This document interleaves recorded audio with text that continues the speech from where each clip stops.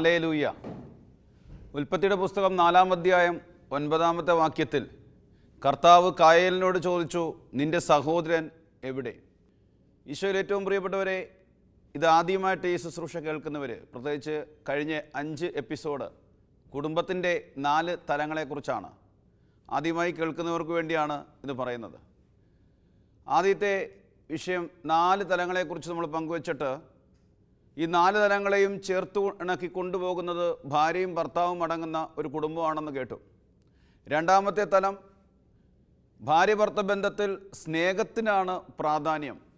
3ഉം 4ഉം സ്വർഗത്തിനു വേണ്ടി ഒരുക്കുക, ദൈവത്തിനു വേണ്ടി വളർത്തുക മക്കളെ. 5-ാമത്തെ ഒരു എപ്പിസോഡിൽ നമ്മൾ കേട്ടു, ദൈവം യോജിപ്പിച്ചത് മനുഷ്യൻ വേർപെടുത്താതിരിക്കട്ടെ. ഈ 6-ാമത്തെ എപ്പിസോഡിൽ പരിശുദ്ധാത്മാവ് നമ്മളോട് സംസാരിക്കാൻ ആഗ്രഹിക്കുന്നത് സാഹോദര്യ ബന്ധത്തെക്കുറിച്ചാണ്. ഒരു ബലിയർപ്പണത്തിലൂടെയാണ് സാഹോദര്യ ബന്ധം തകർന്നു പോയത്. ദൈവത്തിനർപ്പിച്ച ബലി ആബേലും കായേലും. ദൈവത്തെ സ്നേഹിച്ച് സ്വർഗത്തെ ദർശിച്ച ആബേൽ ഏറ്റവും വിശിഷ്ടമായ ബലി ദൈവത്തിന് വേണ്ടി അർപ്പിച്ചപ്പോൾ, കായേൽ ലോകത്തിൻ്റെ ഭൗതികതയിൽ കുരുങ്ങി ഭൗതികമായ മനോഭാവത്താൽ ദൈവത്തിന് ബലിയർപ്പിച്ചപ്പോൾ അവൻ തിരസ്കരിക്കപ്പെട്ടു. ഇവിടെ അത് അസൂയയായി മാറി, പിന്നീടത് സഹോദരനെ കൊല്ലുന്ന കൊലപാതകിയായി തീർക്കുകയാണ്. ആ ബലിയർപ്പണത്തിലൂടെ സഹോദരങ്ങളുടെ മധ്യത്തിൽ നിന്ന് ദൈവമായ കർത്താവ് അവരുടെ ജീവിതത്തിൽ നഷ്ടപ്പെട്ടപ്പോൾ കൊലപാതകത്തിലേക്ക് അധപ്പതിക്കുകയായിരുന്നു സാഹോദര്യ ബന്ധം. പിന്നീട് ഇങ്ങോട്ട് ചരിത്രം പരിശോധിച്ചാൽ ആബേലും കായേലും മുതൽ ഇങ്ങോട്ട് മലാക്കി പ്രവാചകന്മാരുള്ള ചരിത്രം പരിശോധിച്ചു കഴിഞ്ഞാൽ എല്ലാ സഹോദരങ്ങളും ശിഥിലമായി പോയാണ്. യാക്കോബിൻ്റെ 12 മക്കൾ 12 ധ്രുവങ്ങളായി തീരുന്നത് കാണാൻ സാധിക്കുന്നുണ്ട്. ഇവിടെ സാഹോദര്യ ബന്ധത്തെ, അതായത് മക്കളടങ്ങുന്ന സഹോദരങ്ങളെ ഒരുമിച്ച് സ്നേഹിക്കുവാനും ഒരുമിച്ച് പങ്കുവെക്കുവാനും പ്രചോദിപ്പിക്കുന്നതും വളർത്തേണ്ടതും മാതാപിതാക്കളാണ്. മാതാപിതാക്കൾ വളരെ കരുതലോടുകൂടി നിന്നില്ല എങ്കിൽ ആദവും ഔവായും എന്ന ദാമ്പത്യബന്ധം തകർത്ത, കുടുംബജീവിതം തകർത്ത പിശാച് പിന്നീട് തകർത്തത് ആ മാതാപിതാക്കളുടെ മക്കളെ ആയിരുന്നു. എന്നെ കേൾക്കുന്ന പ്രിയപ്പെട്ട മാതാപിതാക്കളെ, അതിനാൽ നിങ്ങളുടെ മക്കൾക്ക് തോന്നണം മാതാപിതാക്കൾ ഒരുപോലെയാണ് മക്കളെ സ്നേഹിക്കുന്നുവെന്ന്. ഇന്ന് അനേക കുഞ്ഞുങ്ങളുമായി സംസാരിക്കാനിടയായപ്പോഴും അനേക കുഞ്ഞുങ്ങളുടെ വേദന ഇതാണ്, എന്നേക്കാൾ അധികമായി എൻ്റെ അപ്പനും എൻ്റെ അമ്മയ്ക്കും എൻ്റെ അനിയത്തിയോടാണ് സ്നേഹം, അനിയനോടാണ് സ്നേഹം. പങ്കുവെക്കലിൽ തന്നെ അവൾക്കും അവനുമാണ് കൊടുക്കുന്നതെന്നുള്ള ചിന്ത കുഞ്ഞുനാൾ മുതലേ രൂപപ്പെട്ടു വരുന്നത് കൊണ്ടാണ് ഇന്ന് അനേക കുടുംബങ്ങളിൽ സഹോദര ബന്ധങ്ങൾക്ക് ഒരു പ്രാധാന്യം കൊടുക്കാതെ 2ഉം 3ഉം ധ്രുവങ്ങളായി സഹോദരങ്ങൾ ശിഥിലമായി പോകുന്നത്. അതിനാൽ ഈ ശുശ്രൂഷയിലൂടെ ഓരോ മാതാപിതാക്കളും ഓരോ സഹോദരങ്ങളും തിരിച്ചറിയട്ടെ, ഈ ലോകത്തിൽ കാണപ്പെടുന്ന സഹോദരനെ സ്നേഹിക്കാത്തവൻ, കാണപ്പെടുന്ന സഹോദരിയെ സ്നേഹിക്കാത്തവൾ എങ്ങനെയാണ് ദൈവത്തെ സ്നേഹിക്കുന്നതെന്ന്. കൺമുമ്പിലുള്ള ഉറ്റ സഹോദരനെയും സഹോദരിയെയും സ്നേഹിച്ച് ഹൃദയത്തോട് ചേർത്ത് വെക്കുമ്പോൾ കൺമുമ്പിലില്ലാത്ത ദൈവത്തെ സ്നേഹിക്കുകയാണെന്നുള്ള ആ തിരിച്ചറിവിൽ വേണം നമ്മൾ മുമ്പോട്ട് പോകാനായിട്ട്. ഉൽപ്പത്തിയുടെ പുസ്തകത്തിലെ 27-ാം അധ്യായത്തിലെ 41-ാമത്തെ വാക്യത്തിൽ കാണുകയാണ്, പിതാവ് യാക്കോബിന് നൽകിയ അനുഗ്രഹം നിമിത്തം ഏസാവ് യാക്കോബിനെ വെറുത്തു. പിതാവ് നൽകിയ അനുഗ്രഹ നിമിത്തമാണ്. എന്നിട്ട് പറയുകയാണ്, അവൻ ആത്മകഥം ചെയ്തു, പിതാവിനെ പറ്റി വിലപിക്കുവാനുള്ള ദിവസങ്ങൾ അടുത്തു വരുന്നുണ്ട്, അപ്പോൾ ഞാൻ അവനെ കൊല്ലും. വലിയൊരു അപകടം ഇവിടെ പതിയിരിക്കുകയാണ്. പിതാവ് യാക്കോബിനെ അനുഗ്രഹിച്ചത് നിമിത്തം ഏസാവ് യാക്കോബിനെ വെറുക്കുകയാണ്. രണ്ടാമത്തൊരു കാര്യം, ആ വെറുപ്പിൽ അവിടെ തീർന്നില്ല. യാക്കോബിനെ കൊല്ലുമെന്ന് തീരുമാനിച്ച ഏസാവിൻ്റെ മനോഭാവം പോക്ക് കാണണം. പിതാവിൻ്റെ വേർപാട് എന്ന് വെച്ചാൽ ഏസാവിൻ്റെ ഹൃദയത്തിൽ പിതാവിനെയും മരിച്ചതിന് തുല്യമായിട്ട് ഏസാവ് സെറ്റ് ചെയ്തു. അത്രമാത്രം മുറിവേറ്റ, അത്രമാത്രം വെറുത്തുപോയ ഒരു ജീവിതമായിരുന്നു ഏസാവിൻ്റെത്. അതിൻ്റെ കാരണം എന്താണ് പ്രിയപ്പെട്ടവരെ? ഏസാവിന് തോന്നി, എന്നേക്കാൾ അധികമായി സഹോദരനെയാണ് പിതാവ് സ്നേഹിക്കുന്നത്. ഇവിടെ കാണാൻ കഴിയുന്നത് യാക്കോവിനെ അമ്മ അധികമായി സ്നേഹിക്കുന്നു, ഏസാവിനെ അപ്പൻ അധികമായി സ്നേഹിക്കുന്നു. രണ്ട് ധ്രുവങ്ങളാണ്. ഈ മക്കളെ താരതമ്യപ്പെടുത്തിയുള്ള സ്നേഹം, മക്കളെ താരതമ്യപ്പെടുത്തിയുള്ള പങ്കുവെക്കൽ മക്കളെ ശത്രുക്കളായി തീർക്കുകയാണ്. മക്കളെ കൊലപാതകത്തിലേക്ക് നയിക്കുവാൻ തക്കവിധം ഹൃദയത്തിൽ വെറുപ്പ് കൊണ്ട് സൃഷ്ടിക്കുകയാണ്. 1 യോഹന്നാൻ 3:15 പറയുന്നു, സഹോദരനെ വെറുക്കുന്നവൻ കൊലപാതകയാണ്. എൻ്റെ പ്രിയപ്പെട്ടവരെ, വലിയ ദുരന്തമെന്ന് പറയട്ടെ, മകനെ ചതിക്കാൻ കൂട്ടുനിന്ന അമ്മ പിന്നീട് ആ അമ്മയ്ക്ക് ആ മകൻ്റെ കയ്യിൽ നിന്ന് സ്നേഹത്തോട് ഒരു ഗ്ലാസ് ചായയോ അല്ലെങ്കിൽ സ്നേഹത്തോടൊന്ന് അടുത്തിരുത്തുവാനോ ആ മകൻ്റെ ശുശ്രൂഷയോ പരിചരണമോ വർഷങ്ങളായിട്ട് ഈ അമ്മയ്ക്ക് കിട്ടിയില്ല. യാക്കോബ് ഏസാവിനെ ഭയന്ന് ദൂരങ്ങളിലേക്ക് അകന്നു പോയപ്പോൾ നീണ്ട വർഷങ്ങൾ ഈ മകൻ്റെ ഓർമ്മകളിൽ മാത്രം ജീവിക്കേണ്ടി വന്നു ഈ അമ്മയ്ക്ക്. കാരണം ഈ അമ്മ തന്നെയാണ് മകനെ വഞ്ചിക്കാൻ വഴിയൊരുക്കി കൊടുത്തത്. ജ്യേഷ്ഠ സഹോദരന് കിട്ടേണ്ട അർഹതപ്പെട്ട അനുഗ്രഹങ്ങൾ ഇളയ മകനോട് ചേർന്ന് ഇളയ മകനെ കൊണ്ട് സ്വന്തം ഭർത്താവിനെയും പറ്റിക്കുകയും സ്വന്തം മൂത്ത മകനെ വഞ്ചിക്കുകയും ചെയ്ത ഈ അമ്മ, അതിനു മുമ്പ് ഈ അമ്മ ഒരു വാക്ക് പറയുന്നുണ്ട്, ആ ശാപം എൻ്റെ മേൽ തന്നെ ഇരുന്നോട്ടെ. യാക്കോബ് ഭയന്നുകൊണ്ടാണ് ചോദിച്ചത്, അമ്മേ ഞാനിത് ചെയ്യാൻ പാടില്ലാത്ത തെറ്റല്ലേ? ഈ തെറ്റ് ചെയ്യുന്ന കാര്യം പിതാവ് അറിഞ്ഞു കഴിഞ്ഞാൽ പിതാവ് എന്നെ ശപിക്കുകയില്ലേ? അപ്പോൾ അമ്മ പറയുന്നൊരു വാക്കാ, നിസ്സാരമായിട്ട് പറഞ്ഞു വിടുകയാണ്, ആ ശാപം എൻ്റെ മേൽ തന്നെ ഇരുന്നോട്ടെ. പിന്നീട് ആ ശാപം വർഷങ്ങളോളം വേട്ടയാടി. ചതിച്ച യാക്കോവിൻ്റെ ജീവിതത്തിൽ കണ്ണുനീരും വിലാപവും കൊണ്ട് നിറഞ്ഞു.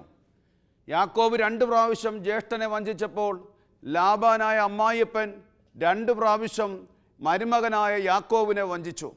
ആ വഞ്ചനയുടെ ഭാരം പേർന്നതനുസരിച്ച് വർഷങ്ങൾ സ്വന്തം അമ്മേനെയും പിതാവിനെയും സഹോദരനെയും പിരിഞ്ഞു നിൽക്കുന്നതിൻ്റെ വേദനയും കണ്ണുനീരും. അതിനേക്കാൾ ഉപരി ഏസാവിനെക്കുറിച്ച് ഓർക്കുമ്പോൾ ഭയമാണ്, ഞാൻ തിരിച്ചു ചെന്നു കഴിഞ്ഞാൽ അവൻ എന്നെ കൊല്ലുമോ എന്ന്. അത് പിന്നീട് കാണാൻ കഴിയുന്നത്, അതിസമ്പന്നതയിലേക്ക് യാക്കോബ് എത്തുന്നു. തിരിച്ചു വരുന്ന സമയത്ത് യാക്കോബ് തൻ്റെ തെറ്റിനെ ഓർത്ത് അനുതപിച്ചു, പശ്ചാത്തപിച്ചു. തെറ്റ് തിരുത്താൻ ശ്രമിക്കുന്ന സമയങ്ങളിൽ ഒരു നദിയുടെ തീരത്തിൽ വെച്ച് ഒരു മൽപ്പിടുത്തത്തിലൂടെ യാക്കോബ് സൗഖ്യം പ്രാപിക്കുകയാണ്. പിരിച്ച് ഏസാവിനെ കാണുമ്പോൾ ഇന്നലെ വരെയും കൊല്ലുമെന്ന് പറഞ്ഞവൻ ഓടിച്ചെന്ന് കെട്ടിപ്പിടിച്ച് ആലിംഗനം ചെയ്തുകൊണ്ട്, എൻ്റെ സഹോദര നീ എവിടെയാണെന്ന് ചോദിച്ചുകൊണ്ട് പരസ്പരം കെട്ടിപ്പിടിച്ച് കരയല്ലേ പ്രിയപ്പെട്ടവരെ? വർഷങ്ങൾക്ക് ശേഷം എന്താണ് യാക്കോബിനെയും ഏസാവിനെയും കരയിക്കാൻ കാരണമായത്? ബന്ധങ്ങൾ മുറിച്ചു കളഞ്ഞുകൊണ്ട്, സഹോദരീ ബന്ധങ്ങൾ ശിഥിലമാക്കിക്കൊണ്ട് ഈ ഭൂമിയിൽ ആർക്കും സ്വസ്ഥമായി ജീവിക്കാൻ കഴിയുകയില്ല. ഒരമ്മയുടെ വയറ്റിൽ ജനിച്ചു വളർന്ന സഹോദരങ്ങൾ, കുഞ്ഞുനാൾ മുതലേ ഒരുമിച്ച് കളിച്ചു വളർന്ന സഹോദരി സഹോദരന്മാർ ഒരു ഇച്ചിരി പണത്തിൻ്റെ പേരിലോ ഒരു തെറ്റിദ്ധാരണയുടെ പേരിലോ ബന്ധങ്ങൾ ശിഥിലമാക്കിയിട്ട് സ്വസ്ഥമായി കഴിയാൻ പറ്റുമോ ഇല്ലയോ എനിക്കറിയത്തില്ല. കഴിയണമായിരുന്നെങ്കിൽ യാക്കോബിനും ഏസാവിനും കഴിയണമായിരുന്നു. ഈശോയിൽ ഏറ്റവും പ്രിയപ്പെട്ട മാതാപിതാക്കളെ, നിങ്ങളുടെ മക്കൾക്ക് തോന്നണം നിങ്ങളുടെ മക്കളെ നിങ്ങൾ ഒരുപോലെയാണ് സ്നേഹിക്കുന്നതെന്ന്.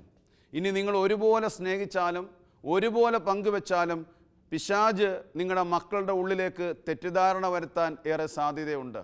എന്നേക്കാൾ അധികമായി എൻ്റെ അപ്പനും അമ്മയ്ക്കും അവനോടാണ് അവളോടാണ് ഇഷ്ടമെന്ന്. കാരണം സഹോദരങ്ങൾ ഏകമനസ്സോടെ ഒരുമിച്ച് വസിക്കാൻ അവന് അനുവദിക്കുകയില്ല. സഹോദരീ ബന്ധത്തെ തകർത്തത് ഉൽപ്പത്തിയിലാണെങ്കിൽ അതിന്നും കണ്ടിന്യൂ ചെയ്തുകൊണ്ടിരിക്കുകയാണ്. ഓരോ സഹോദരനും ഓരോ സഹോദരിയും വില കൊടുക്കുന്നില്ല എങ്കിൽ സഹോദരീ ബന്ധം തിരിച്ചു പിടിക്കാൻ പറ്റുകയില്ല. വലിയ വില കൊടുത്ത് തന്നെ സഹോദരീ ബന്ധം തിരിച്ചു പിടിക്കാൻ പറ്റുകയുള്ളൂ. ഉൽപ്പത്തിയുടെ പുസ്തകത്തിൽ 37-ാം അധ്യായത്തിലേക്ക് വരുമ്പോൾ 4-ാം വാക്യത്തിൽ ഇങ്ങനെ പറയുകയാണ്, പിതാവ് ജോസഫിനെ താങ്കളെക്കാൾ അധികമായി സ്നേഹിച്ചു എന്ന് കണ്ടപ്പോൾ സഹോദരന്മാർ അവനെ വെറുത്ത് അവനോട് സൗമ്യമായി പെരുമാറാൻ സംസാരിക്കാൻ അവർക്ക് കഴിഞ്ഞില്ല. ഇവിടെ നിങ്ങൾ മനസ്സിലാക്കണം, 12 മക്കളുള്ള യാക്കോബിൻ്റെ ഇളയ മകനായ ജോസഫിനെ യാക്കോബ് കൂടുതൽ സ്നേഹിക്കുന്നു എന്ന് കണ്ടപ്പോൾ അവർക്ക് അവനോട് സൗമ്യമായി സംസാരിക്കാൻ കഴിഞ്ഞില്ല. അവർ അവനെ കൂടുതലായി വെറുത്തു. ഇവിടെയാണ്. യാക്കോബിൻ്റെ പഴയകാല ജീവിതത്തിൽ കൈമാറിയ ആ തിന്മ യാക്കോബിൻ്റെ മറ്റു മക്കളിലേക്ക് പകരപ്പെടുകയാണ്.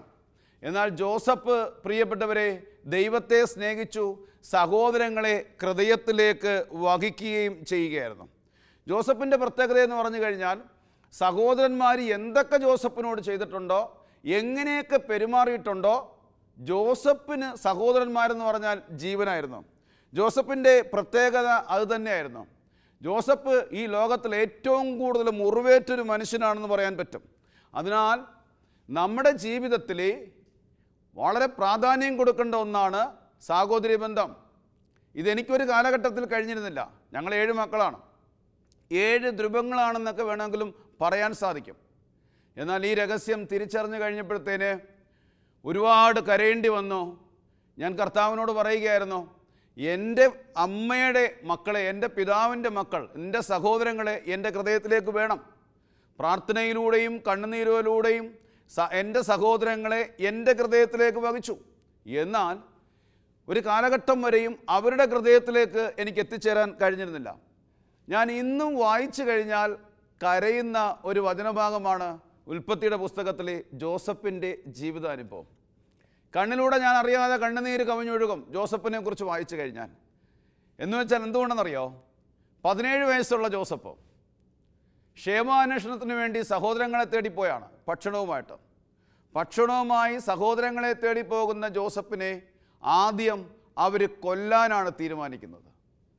നാളുകളായി കൊണ്ടു നടക്കുന്ന വെറുപ്പ്, കൊലപാതക ചിന്തയിലേക്ക് ജോസഫിനെ കൊല്ലാനായിട്ട് അവരെ പ്രേരിപ്പിക്കുകയാണ്. കൊല്ലുവാൻ നേരത്ത് ഒരാൾ തടയുന്നു, കൊന്നാൽ നമുക്ക് എന്ത് കിട്ടും, അവനെ നമുക്ക് വിൽക്കാം. പിന്നീട് രണ്ടാമത് അവർ പൊട്ടക്കിണറ്റിലേക്ക് തള്ളിയിടുകയാണ്. ആദ്യം കൊല്ലാൻ നോക്കുമ്പോൾ 17 വയസ്സുള്ള ജോസഫ് നിലവിളിച്ച് കാണും, അച്ചാച്ചന്മാരെ, ചേട്ടന്മാരെ, ഞാൻ നിങ്ങളെ സ്നേഹിക്കുന്നു, നിങ്ങൾക്ക് ഭക്ഷണവുമായിട്ട് വന്നതാണ്, എന്നെ കൊല്ലരുതേ എന്ന്. രണ്ടാമത് പൊട്ടക്കിണറ്റിലേക്ക് തള്ളുമ്പോൾ പഴുതാരയും ഇഴജന്തുക്കളും ഉള്ള കിണറിൽ അവിടെ കിടന്നുകൊണ്ട് നിലവിളിച്ച് കാണും, എന്നെ രക്ഷിക്കണേ, എന്നെ ഇവിടെ ഇടരേ, മരണഭീതിയിൽ. കണ്ണുനീര് കാണുവാനോ നിലവിളി കേൾക്കുവാനോ പറ്റാത്ത വിധത്തിൽ അവരുടെ ആന്തരിക നയനങ്ങളും ശ്രവണങ്ങളും അടഞ്ഞുപോയി എന്നുള്ളതാണ് യാഥാർത്ഥ്യം. പിന്നീട് യൂദായുടെ പ്രേരണ, സമ്പത്തിന്, ഈ ലോകത്തിലെ മോഹങ്ങൾക്ക് പ്രാധാന്യം കൊടുത്ത ജോസഫ്. പിന്നെ യൂദായുടെ പ്രേരണ, സമ്പത്തിന് പ്രാധാന്യം കൊടുത്ത ചേട്ടന്മാർ 20 വെള്ളിക്കാശിന് വിൽക്കുകയാണ് ജോസഫിനെ. ഒരു അടിമയുടെ ഭീകരത മുഴുവൻ അറിയാവുന്ന ജോസഫ് വണ്ടി അകലങ്ങളിലേക്ക് മറയുമ്പോൾ കൈകൾ ഉയർത്തി നിലവിളിച്ച് കാണും, എന്നെ വിൽക്കരുതേ, എന്നെ വിൽക്കരുതേ എന്ന്. പിതാവിനെക്കുറിച്ചുള്ള ഓർമ്മ, സഹോദരങ്ങളെക്കുറിച്ചുള്ള ചിന്ത ആ 17 വയസ്സുകാരൻ്റെ ഹൃദയത്തിലെ അലയടിച്ച്, പ്രിയപ്പെട്ടവരെ, സഹോദര്യ ബന്ധത്തെ ഓർത്തുകൊണ്ട്. വർഷങ്ങളേറെ കടന്നു, നാളുകളേറെ കടന്നുപോയി. എന്നാൽ മുറിവേൽപ്പിച്ചവരെല്ലാം മറന്നു, മുറിവേറ്റവൻ മറന്നിട്ടില്ല. നമ്മുടെയൊക്കെ ജീവിതത്തിലേറ്റ മുറിവുകൾ ഇന്നും പേറുകയാണ്. അർഹതപ്പെട്ടത് തരാതെ പടിയിറക്കി വിട്ടതിൻ്റെ വേദന, ഒരു ചെറിയ തെറ്റിദ്ധാരണയുടെ പേരിൽ കുത്തി പരിക്കേൽപ്പിച്ചതിൻ്റെ വേദന, ഏതോ ഒരു വിഷയത്തിൽ എന്തോ ഒരു കാരണത്തിൽ ബന്ധങ്ങൾ മുറിഞ്ഞു പോയപ്പോൾ ഇന്നും വിതുമ്പിയല്ലേ, ഇന്നും തേങ്ങയല്ലേ. ചില ഫംഗ്ഷനിലൊക്കെ മറ്റുള്ളവരെയും നാട്ടുകാരെയും നമ്മുടെ പ്രിയപ്പെട്ടവർ വിളിച്ചിട്ട് നമ്മളെ വിളിക്കാതെ വരുമ്പോൾ എന്ത് തേങ്ങലായിരിക്കും നമ്മുടെ ഹൃദയത്തിൽ, എന്ത് നൊമ്പരമായിരിക്കും. ഇത് ജോസഫിനും ഉണ്ടായിരുന്നതാണ്. വർഷങ്ങൾക്ക് ശേഷം ജോസഫ് കടന്നുപോയ സഹനത്തിൻ്റെയും വേദനയുടെയും ആ കൂട്ടത്തിൽ ജോസഫിൻ്റെ കൂടെ ദൈവമുണ്ടായിരുന്നു. പ്രിയപ്പെട്ടവരെ, ജോസഫ് ഈജിപ്തിൻ്റെ അധിപനായി കഴിഞ്ഞപ്പോൾ, സകല സമ്പത്തിൻ്റെയും ഉടയവനായി കഴിഞ്ഞപ്പോൾ, ജോസഫ് ഒരു കല്യാണത്തിന് വേണ്ടി ഒരുങ്ങുകയാണ്. കല്യാണത്തിന് കഴിക്കുവാനായിട്ടൊരു പെൺകുട്ടിയുടെ കഴുത്തിലേക്ക് താലി കെട്ടുന്ന സമയത്ത് കൈകൾ വിറച്ച് കാണുമായിരിക്കാം. 10-12 സഹോദരങ്ങളും ഒരു പെൺകുട്ടി, ഒരു പെങ്ങളുൾപ്പെടെ 10-12 സഹോദരങ്ങളും പിതാവുമുള്ള ജോസഫ് ഒരു അനാഥനെ പോലെ താലി കെട്ടുമ്പോൾ ഉണ്ടാവുന്നൊരു വിറയൽ. അവൻ ആരുമില്ലാത്തവനായിരുന്നില്ല, സഹോദരങ്ങളില്ലാത്തവനായിരുന്നില്ല, ബന്ധുക്കളില്ലാത്തവനായിരുന്നില്ല. എന്നാൽ എല്ലാവരും ഉണ്ടായിരിക്കെ ഒരു അനാഥനെ പോലെ താലി കെട്ടുവാനായിട്ട് ജോസഫ് ഒരുങ്ങുന്ന സമയത്ത് ജോസഫിൻ്റെ കൈ വിറച്ച് കാണും. പിന്നീടും ഇന്ന് കാണാം, നാളെ കാണാം എന്നുള്ള സ്വപ്നം, സഹോദരങ്ങളെയും പിതാവിനെയും ഇന്ന് കാണാം, നാളെ കാണാമെന്നുള്ള സ്വപ്നം. ഒടുവിൽ ഒരു കുഞ്ഞ് ജനിച്ചു. ആ കുഞ്ഞ് ജനിച്ചു കഴിഞ്ഞപ്പോൾ കുഞ്ഞിന് പേരിടുവാൻ വേണ്ടി ഇരിക്കുന്ന സമയത്തും മാതാപിതാക്കളെക്കുറിച്ചും കുടുംബത്തെക്കുറിച്ചുള്ള ഈറ്റുനോവിൻ്റെ നടുവിൽ കുഞ്ഞിനെ എടുത്ത് ഉയർത്തിയിട്ട് ഇങ്ങനെ പറഞ്ഞു, എല്ലാം മറക്കണം, അതിന് മനാസേ എന്ന് പേരിടണം. എൻ്റെ പിതാവിനെക്കുറിച്ചും എൻ്റെ സഹോദരങ്ങളെക്കുറിച്ചുള്ള സകല സ്വപ്നങ്ങളും ഞാൻ മറക്കേണ്ടിയിരിക്കുന്നു, അതിന് ഞാൻ മനാസേ എന്ന് പേരിട്ടു. ഈശോയിൽ ഏറ്റവും പ്രിയപ്പെട്ടവരെ, ജോസഫിൻ്റെ ജീവിതം പോലെ അല്ലെങ്കിലും മറ്റൊരു വിധത്തിൽ നമ്മളും കടന്നു പോകുന്നതാവും. പക്ഷേ നമുക്ക് ജോസഫിനെ പോലെ ആകാൻ പറ്റും. ജോസഫിനെ പോലെ ആകാൻ പറ്റിയില്ല എങ്കിൽ പോലും ജോസഫ് ചെയ്തതുപോലെ ചിലതൊക്കെ നമുക്ക് ചെയ്യാൻ പറ്റും. എങ്ങനെയാണത്? ജോസഫ് വർഷങ്ങൾക്ക് ശേഷം സഹോദരന്മാരെ കണ്ടുമുട്ടിയ സമയത്ത് ഒന്നിലധികം തവണ പുറത്തുപോയി ചങ്കുപൊട്ടി നിലവിളിച്ചു. ഒന്നിലധികം തവണ പുറത്തുപോയി ചങ്കുപൊട്ടി നിലവിളിച്ചു. ഒടുവിൽ സഹോദരന്മാർക്ക് തന്നെ വെളിപ്പെടുത്തുന്ന ആ സമയത്ത് ജോസഫ് ഉൽപ്പത്തിയുടെ പുസ്തകം 45 അധ്യായം 4-5 വാക്യത്തിൽ ഇപ്രകാരം പറയാണ്, നിങ്ങൾ ഈജിപ്തുകാർക്ക് വിറ്റ നിങ്ങളുടെ സഹോദരൻ ജോസഫാണ് ഞാൻ. എന്നെ ഇവിടെ വിറ്റതിനെ ഓർത്ത് നിങ്ങൾ വിഷമിക്കുകയോ വിഷാദിക്കുകയോ വേണ്ട. എന്നിട്ട് പറയാണ്, കാരണം ജീവൻ നിലനിർത്താൻ ദൈവമാണ് നിങ്ങൾക്ക് മുമ്പേ എന്നെ ഇവിടെ കൊണ്ടുവന്നത്. ഈശോയിൽ ഏറ്റവും പ്രിയപ്പെട്ട ഇതാണ് ജോസഫ്. എല്ലാം മറക്കുന്നവനായ ജോസഫ്, സമസ്തവും മറന്ന് നിങ്ങൾ ഈജിപ്തുകാർക്ക് വിറ്റ ജോസഫാണ് ഞാനെന്ന് പറയുമ്പോൾ സ്തംഭിച്ചു പോയെന്നാണ് പറയുന്നത്, ഷോക്കേറ്റ് പോയെന്നാണ് പറയുന്നത്. സ്റ്റില്ലായി പോയ സഹോദരന്മാരെ ഇങ്ങനെ ചേർത്ത് പിടിച്ചു. ഒടുവിൽ ബെഞ്ചമിനെ ഇങ്ങനെ ഹൃദയത്തോട് ചേർത്ത് പിടിച്ചുകൊണ്ട് ഉറക്കെ നിലവിളിച്ചു, ഇതെൻ്റെ അമ്മയുടെ മകനല്ലേ. ജോസഫ് കരഞ്ഞതേ പൊട്ടക്കിണറ്റി തള്ളിയതിനെ ഓർത്തല്ല. ജോസഫ് ഉറക്കെ നിലവിളിച്ചത് കൊല്ലാൻ നോക്കിയതിൻ്റെ കണക്ക് പറഞ്ഞിട്ടല്ല. ജോസഫ് നിലവിളിച്ചത് പ്രിയപ്പെട്ടവരെ തിരസ്കരിച്ചത് കൊണ്ടല്ല. സാഹോദര്യ ബന്ധം തിരിച്ചു കിട്ടിയതിൻ്റെ സന്തോഷം, അടക്കാൻ പറ്റാത്ത ആനന്ദമായി മാറിയ നിലവിളിയാണ് പറവയുടെ വീട്ടിൻ്റെ ബെഡ്റൂമിൽ വരെയും അവിടെ കേട്ടത്. ജോസഫിൻ്റെ നിലവിളി പറവയുടെ വീട്ടിൽ കേൾക്കണമെങ്കിൽ ആ പാവപ്പെട്ട മനുഷ്യൻ്റെ ചങ്കിൽ നിന്ന് വന്ന നിലവിളിയുടെ ശബ്ദം എത്രമാത്രം വലുതായിരിക്കും. എങ്ങനെ കഴിയുന്നു പ്രിയപ്പെട്ടവരെ, എങ്ങനെ കഴിയുന്നു? നമുക്ക് സഹോദര ബന്ധങ്ങളെ തകർത്തുകൊണ്ട് ഈ ഭൂമിയിൽ സ്വസ്ഥമായി കിടന്നുറങ്ങാൻ ഒരു 3-4 കാര്യങ്ങളും കൂടെ ഞാൻ ഓർമ്മപ്പെടുത്തുകയാണ്. ഒന്ന്, പക്ഷം ചേർന്ന് പീഡിപ്പിക്കുകയും ചതിക്കുകയും ചെയ്യുന്ന സഹോദരങ്ങളുണ്ട്. സ്വന്തം സഹോദരങ്ങൾ തമ്മിൽ പക്ഷം ചേർന്നുകൊണ്ട് ബലഹീനനായ പാവപ്പെട്ടവനെ ചതിക്കുകയും പീഡിപ്പിക്കുകയും ചെയ്യുന്നൊരു വ്യക്തിയുണ്ട്. അതായത് ഈ യാക്കോബിനെ പോലെ. 2, അർഹതപ്പെട്ടത് കൊടുക്കാതെ പിടിച്ചു വെച്ചുകൊണ്ട് പടിയിറക്കി വിടുന്നുണ്ട്. എൻ്റെ പ്രിയപ്പെട്ട മാതാപിതാക്കളെ, ഭാഗം വെക്കുമ്പോൾ ഏറ്റവും പ്രിയപ്പെട്ടത് അർഹതപ്പെട്ടത് കൊടുക്കാൻ മറന്നു പോകരുത്. നമ്മൾ അർഹതപ്പെട്ടത് കൊടുക്കാതിരിക്കുമ്പോൾ എന്ത് സംഭവിക്കുമെന്നറിയാമോ? 2 ധ്രുവമായി തീരും മക്കൾ. അതുവഴി മാതാപിതാക്കൾ കണ്ണുനീരിലും വിലാപത്തിലുമാവും. നിങ്ങൾ ഈ ഭൂമിയിൽ നിന്നും കടന്നു പോയാലും നിങ്ങൾ വിതയ്ക്കുന്ന ഈ വിത്ത് ഈ മക്കളെ ഒരായുസോളം വേട്ടയിടും. 3, ഉള്ളത് പങ്കുവെക്കില്ല.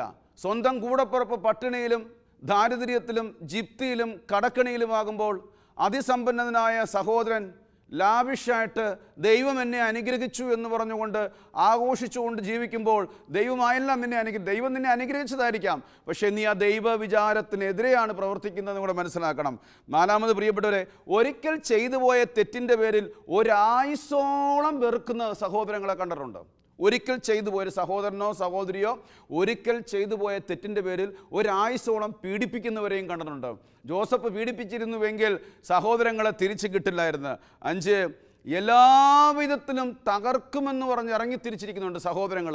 സഹോദരനെതിരെ വേര് കെട്ടിത്തിരിക്കുക, സഹോദരനെ വെള്ളം കൊടുക്കാതിരിക്കുക, അതുപോലെ സഹോദരനെതിരെ കേസ് കൊടുക്കുക. ഇതെല്ലാം പഴയ നിയമത്തിലെ യാക്കോബിലും ഏസാവിലും ആദ്യം പ്രകടമായതാണ്. പിന്നീട് കാണാൻ പറ്റുന്നുണ്ട് പ്രിയപ്പെട്ടവരെ. നമ്മൾ ഓർത്തുള്ള കൊല്ലാൻ വരെയും തുനിഞ്ഞിറക്കിയിരിക്കുന്ന സഹോദരങ്ങൾ. കഴിഞ്ഞിടയ്ക്ക് പത്രത്തിൽ വന്നൊരു വാർത്ത, ഒരു വിറക് കൊണ്ട് ഒരു അടി കൊടുത്ത് സഹോദരൻ പിടഞ്ഞു മരിച്ചു. സഹോദരന് കാവൽക്കാരനാകേണ്ടവൻ സഹോദരൻ്റെ കൊലപാതകയായി തീരുകയാണ്. ഞാൻ നിങ്ങളോട് പറഞ്ഞോട്ടെ, ഈ സാഹോദര്യ ബന്ധം തിരിച്ചു പിടിക്കാൻ ഉൽപ്പത്തിയിൽ ആവേലിൻ്റെയും കായേലിൻ്റെയും മധ്യഭാഗത്തു നിന്നും ദൈവമായ കർത്താവ് നഷ്ടപ്പെട്ടു പോയത് ഒരു ബലിയർപ്പണത്തിലൂടെയാണ്. അന്നൊരു കൊലപാതകത്തിൽ അവസാനിച്ചു. പിന്നീട് ഇങ്ങോട്ട് എല്ലാ സാഹോദര്യ ബന്ധങ്ങളും തകർന്നുവെങ്കിൽ യേശുവിൻ്റെ പരസ്യ ജീവിതത്തിൻ്റെ ആരംഭത്തിൽ യാക്കോബിനെയും യോഹന്നാനെയും പത്രോസിനെയും അന്ത്രയോസിനെയും ഒരു അമ്മയുടെയും ഒരപ്പൻ്റെയും മക്കളായ അവരെ തിരഞ്ഞെടുത്തുകൊണ്ട് അവരുടെ മധ്യഭാഗത്ത് യേശു സ്ഥാനം പിടിച്ചു. സാഹോദര്യ ബന്ധത്തിൻ്റെ മധ്യഭാഗത്ത് ഉണ്ടായിരുന്ന പൈശാചിക ശക്തിയെ പുറത്താക്കി അവിടെ യേശു സ്ഥാനം പിടിച്ചു. പിന്നീട് ഇങ്ങോട്ട് ചരിത്രം പഠിച്ചു കഴിഞ്ഞാൽ അവർ ബലിയർപ്പിച്ചല്ല സാഹോദര്യ ബന്ധം നിലനിർത്തിയത്, ബലിയായാണ്. ബലിയർപ്പിച്ചല്ല നമ്മൾ മുമ്പോട്ട് പോകേണ്ടത്, ബലിയാകണം.